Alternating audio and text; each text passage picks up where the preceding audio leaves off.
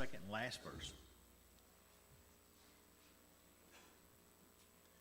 Years I spent in vanity and pride, caring not my Lord was crucified, knowing not it was for me he died on Calvary.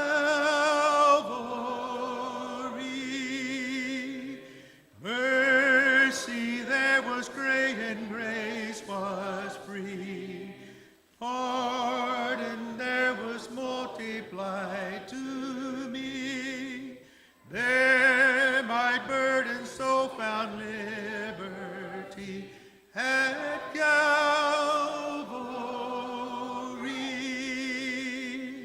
By God's word at last my sin I learned. Then I trembled at the law I'd spurn, till my guilty soul imploring turned to Calvary.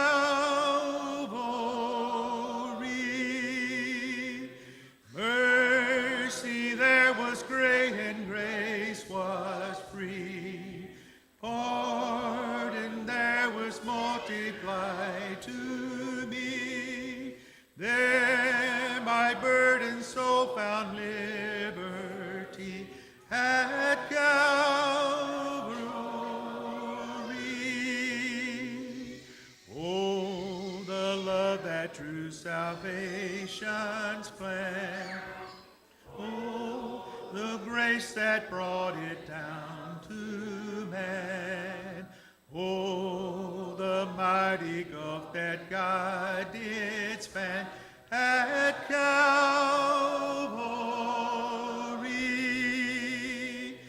Mercy there was great and grace was free. Pardon there was multiplied to me. There my burden so found liberty at Calvary.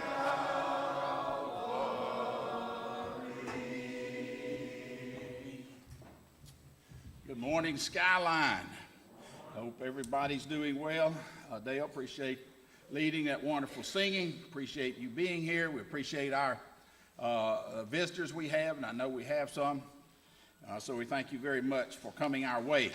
I also appreciate Jonathan for pitch hitting for me last week while I was with Derek and his family, his first Sunday at Christian Chapel. We had a good day with him, and I appreciate that opportunity. Call your attention to James 1 and 2, and as you're turning there, there are several individuals named James within the New Testament, but I think it's pretty well agreed that James, the brother of Jesus, is the author of this book. Now, no doubt these Christians that James addresses this book to, since their conversion to Christianity, had been met with persecution, great trials, hard times, most probably a complete shunning from their family, of course from their former religious leaders. And these are difficult times for these Christians. Many of them coming out of the Jewish religion where their family had been for generations. They're having to put away an old religion and an old way of doing things and pick up a new religion and learn everything there that the Lord wanted them to. However, it seems, though, that the thrust of the problems that those Christians were having were doctrinal to a degree, all right? But many of their shortcomings at this point was really just how properly to live as a Christian, how to treat one another, how not to get wrapped up in worldly things. And a quick glance through James reflects some of the problems that they were having. Now, obviously, they were enduring persecution, and that entails a lot of different types, okay, of persecution. And in doing so, I believe that's what contributed to them having a hard time remaining faithful to Christ. Also, they would jump to conclusions regarding situations before knowing all the facts. They'd mouth off before they thought. They weren't taking care of the widows and orphans. They weren't being merciful to others. They still wanted to be part of the world. They weren't satisfied to help. What they wanted to do was just sit back and watch somebody else do all the work. They were exercising personal favoritism. They were gossiping about each other. They had problems controlling their tongue. They were jealous and bitter towards others. Had many quarrels and conflicts within the family. They were boasting that their victories were because they were the strong ones, okay? Not giving any credit to God at all. They were cheating their own workers out of the proper wages that were due them. They lived high on the hog, so to speak, and allowed others to suffer. They judged inappropriately. And they even put righteous men to death. Wow, what a bunch of guys here. What type of people are these? These are Christians that James writes to. And you know, this list could have been written yesterday regarding the world we live in. The problems that James addresses here are right at home today. But remember, this list is written to Christians. Christians. I dare say that some individuals here today may be encountering or may be exhibiting some of these areas that James writes about in this letter. James wastes no time there in James 1:2, though.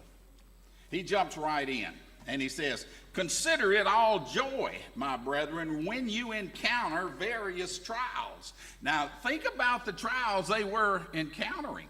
It was tough. It was tough. But James says, consider it all joy. He doesn't sugarcoat this issue at all. He doesn't say everything will be peaches and cream. He doesn't say that every day will be great, that you will have no problems. He doesn't say that. He very bluntly says, when you encounter trials. Not if, not maybe, but when. Yes, you will have trials. Some trials will come because we're human. We're carnal. There'll be sickness. There'll be accidents. There'll be disappointments. There'll be death. Other trials will come because we're Christians. Satan fights us. The world fights us. So many people oppose us. We can rest assured trials will come. And consider that James did not say, consider these trials. He didn't say to be some joy. These trials, allow these trials to become, to be a little joy. But James says, encounter these trials as all joy. All joy? Wow. Wow. You know, even Paul agrees with James. Over in Romans 5:3, Paul says basically the same thing when he says,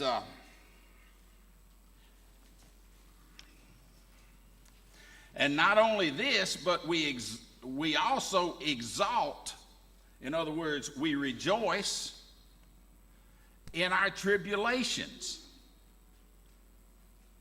Rejoice. We're rejoicing in our tribulations.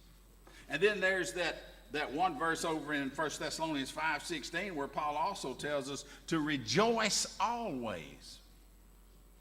Now that includes both good and bad moments in life. Have joy in your persecution. Rejoice in your tribulations. Rejoice always. In Acts 5:41, the apostles rejoiced that they were actually having to suffer for Jesus. And in 1 Peter 1:6, all of the Christians there, they rejoiced in their trials. Now let's turn to Philippians 2:17. Interesting verse here. Philippians 2:17. Paul says, "But even if I am being poured out as a drink offering upon the sacrifice and service of your faith, I rejoice and share my joy with you. And you too, I urge you, rejoice in the same way and share your joy with me." Now, no doubt, Paul could have very well been talking about the blood that is being spilt by him. He said he's been poured out as a drink offering with the beatings and the whippings and all these things that Paul goes through. He says, I've been poured out as a drink offering, but I rejoice. I not only rejoice, but I want you to share with me in this, and I want you to rejoice as well in your trials. Wow. What about this? What about this? What will be our response to this repeated teaching? What will be the Christian's attitude toward this instruction? How will we handle these commands? What will we do? Let's go to 1 Peter 4, where our reading came from this morning. 1 Peter 4, starting there in verse 12. "Beloved, do not be surprised at the fiery ordeal among you." I can't read this verse without thinking about some of the problems and some of the trials that the Christians had, particularly there in Rome. If you'll remember the Emperor Nero there, how he would dip the bodies of the Christians, and many were alive at the time, in tar and tie them to poles there in Rome and light the bodies. So the bodies of the Christians would serve as street lights, so to speak, in the city of Rome. And every time I see that verse and it says fiery ordeal among you, I just cringe at that, knowing what the Christians had to go through. But anyway, he said, "Do not be surprised at the fiery ordeal among you, which comes upon you for your testing," as though some strange thing were happening to you. "But to the degree that you share the sufferings of Christ, keep on rejoicing, so that also at the revelation of his glory you may rejoice with his exaltation." You've got to be kidding me. Rejoice because you've got to suffer for God. Notice a couple of thoughts there. To test us. In other words, who will we turn to in times of trial? Who will we lean on? Who will we trust in? Will it prove our strength as a Christian? Will these trials prove that we turn to God? Will these trials ready us for more intense trials in the future? Will it better allow us to serve and understand others? Or will these trials completely cause us to give up on him?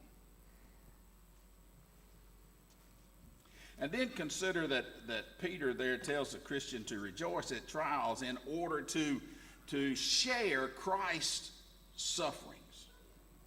How did Christ really feel when he was going through all of these trials and tribulations? Being rejected and spit upon and beaten and just all of these terrible things that he was going through. How did Christ feel? Many times we know how it feels when somebody just kind of corrects us in something or challenges us with something or says something bad about us or make some offhanded comment about us. We know how that makes us feel inside, and these are just very, very small things. What about those larger trials that we have to go through on behalf of Jesus? How does that make us feel? Well, Paul says here, or Peter says here, understand how Christ felt. Get a little taste, okay, of what Christ had to go through on our behalf, on your behalf.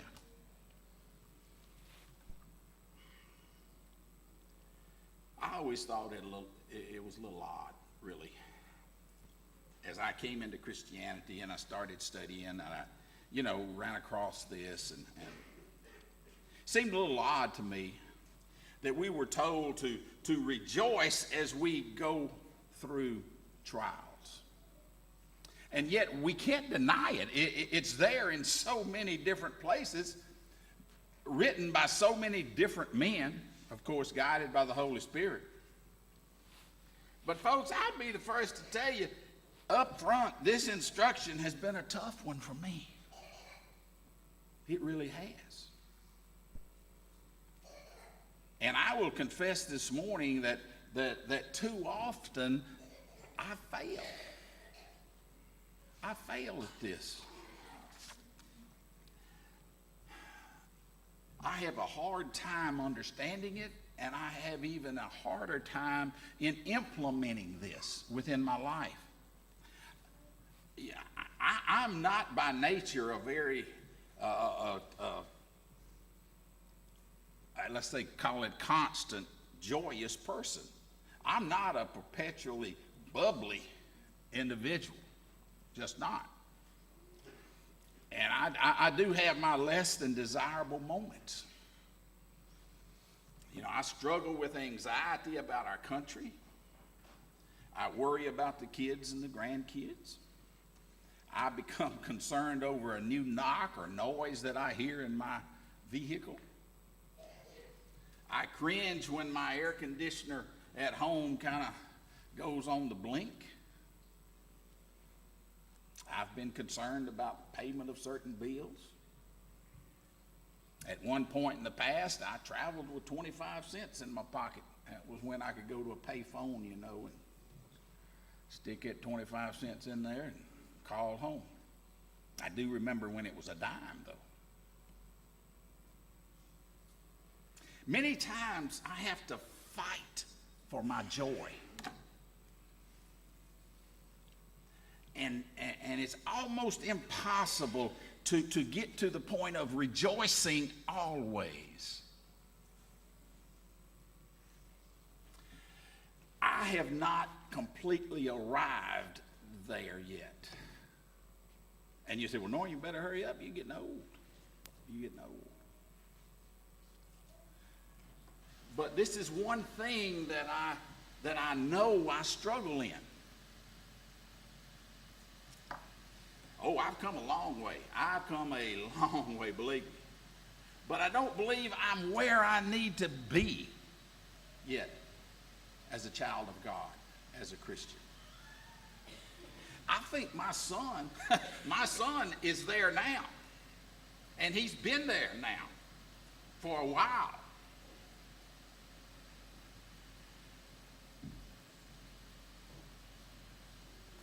What about you? What about you? It may be that some of you have had to fight at times, just like I have, for your joy as a Christian. And that's what we should have. We should be joyous. Rejoice always.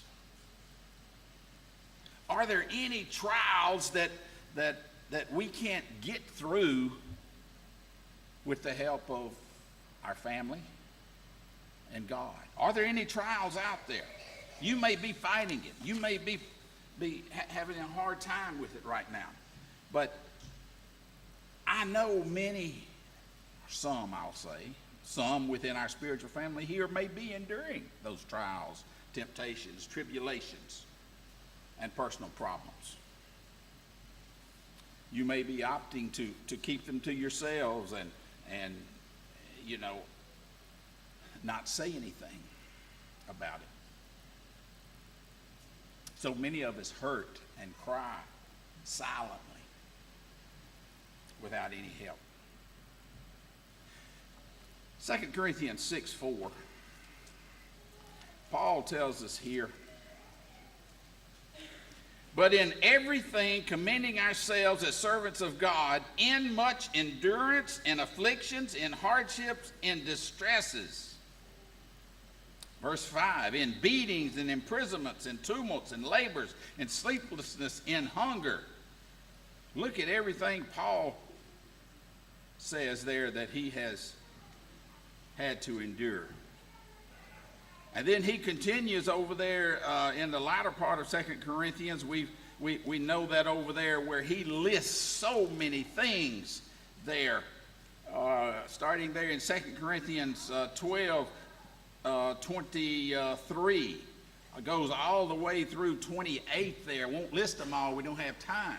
So many things Paul has said there. But yet, flip back to 2 Corinthians 4 and see what he says about these. 2 Corinthians 4, 8, and 9, he says, we are afflicted in every way, but we are not crushed. We are not perplexed. We are not despairing. We are persecuted, but not forsaken. Struck down, but not destroyed. And then verse 16 says, therefore, we do not lose heart. We do not lose heart. And the message for us today is that we do not lose heart, because we will have to endure trials as a Christian. Some of our members, our family members here, are enduring trials and tribulations and problems right now. But do not lose heart. Do not lose heart. How is it possible, Paul, for you not to be crushed, not to be destroyed, not to be forsaken, not to be in despair because of all of these different problems? Paul, how is it possible for you to rejoice in the midst of all of these problems? 2 Corinthians 4:17. And I find it a little humorous that Paul would put it like this: for momentary light affliction. Paul calls everything he's going through momentary light affliction, is producing for us an eternal weight of glory far beyond all comparison. While we look not at the things which are seen, but at the things which are not seen. For the things which are seen are temporal, the things not seen eternal. Paul is looking over the problems. He's looking over the trials there. He's looking over that despair.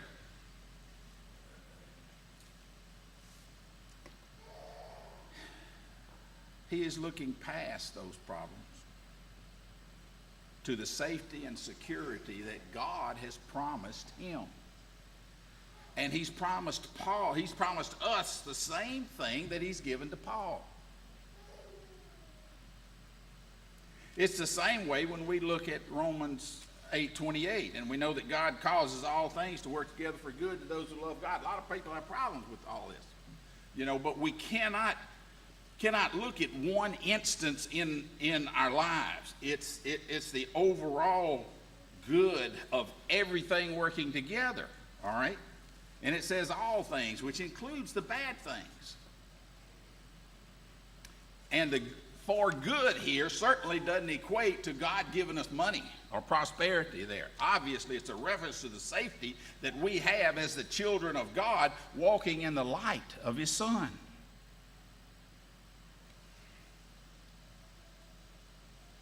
And having to contend with these trials, all right, will increase one's ability, our ability, to walk closer to Him each day. One of my favorite verses there, Colossians 3:2 says, set your mind on things above, not on the things that are on the earth. That's another way of telling us the same thing that Paul has told us before and that Peter's telling us. But you know, I have no problems doing that. I have no problem setting my mind on things above when things are going great. No problem. But when things are not going so well, I have a problem looking up because I tend to look at the problem. At the problem. And it causes me to be physically affected and mentally affected because I dwell on that problem rather than looking up or looking out. Many times I have difficulty looking past the problem or looking over the problem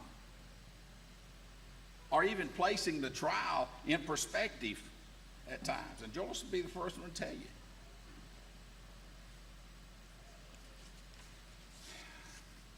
But James says, hey, these trials will test us. It will give us endurance, matureness, completeness. In other words, it's kind of a training camp. Sort of proving. To increase our faith. I'll never forget the late 1960s football dynasty of the Rolling Fork Colonels. That's the school Joyce attended. I attended Anguilla, a little school north of there. We were a lot smaller school. We had a good football team, but we didn't have a dynasty football team like Rolling Fork had. We'd be able to compete with Rolling Fork in all other athletic events, but football wasn't any way. I knew for a fact Rolling Fork trained a lot better than we did. Every year when football season came along, the football team and their coaches would load on the buses and head off to Grenada Lake for a week. And that's all they would do is football it, running up and down those hills and around the hills over there. And no, they didn't go over there to go fishing. They worked. That levee and the other obstacles around Grenada Lake there proved to be a good training camp for them. Training was tough, it was hard, it was rigorous. But when they came back and it was game time, there was no doubt as to who was the better prepared team. Rolling Fork was a perennial power for many years there in the late 1960s when Joyce and I was in school. Many times the opposing team never scored. Never scored. Yes, the training was exhausting. It was hard. It was certainly not joyful, okay? But it allowed Rolling Fork to have the confidence to play a full 4 quarters, all right? And have the confidence that they could handle anything that another team threw at them. And then when they were holding up that DVC championship trophy, all right, they could then consider that rough training camp as all joy. Why? Because they would be rewarded for that.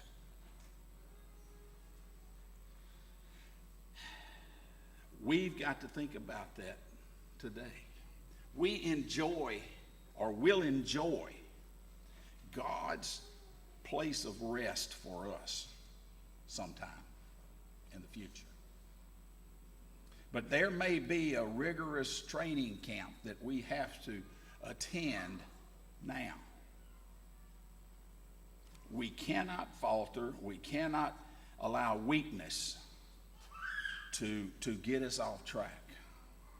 We have to continually look to God for help. I know it's a hard lesson. And as I said before, I confess up front that I need your prayers to help me become stronger. But ultimately, we're told in James 1:12, blessed is a man who perseveres under trial. He will receive the crown of life which the Lord has promised to those who love him. And we'll conclude here in Hebrews 12:2. Fixing our eyes on Jesus, the author and perfecter of faith, who for the joy set before him endured the cross, despising the shame, but now has sat down at the right hand of the throne, at the throne of God. For consider him who has endured hostility by sinners against him. We should look to that so that we may not grow weary and lose heart. Yes, we will have trials and tribulations. The message of God to us is to remember the trials of Jesus Christ and to not grow weary and to not lose heart. If we can help you this morning get your life back on track, if we can help you this morning to become stronger as you go through these trials, we'll be glad to pray for you and pray with you and help you. If for any reason you haven't become a member of God's family, if you haven't been added to God's family by being obedient to him in baptism, we can assist you there as well. For whatever reason, if we can help you, come now while we stand and sing.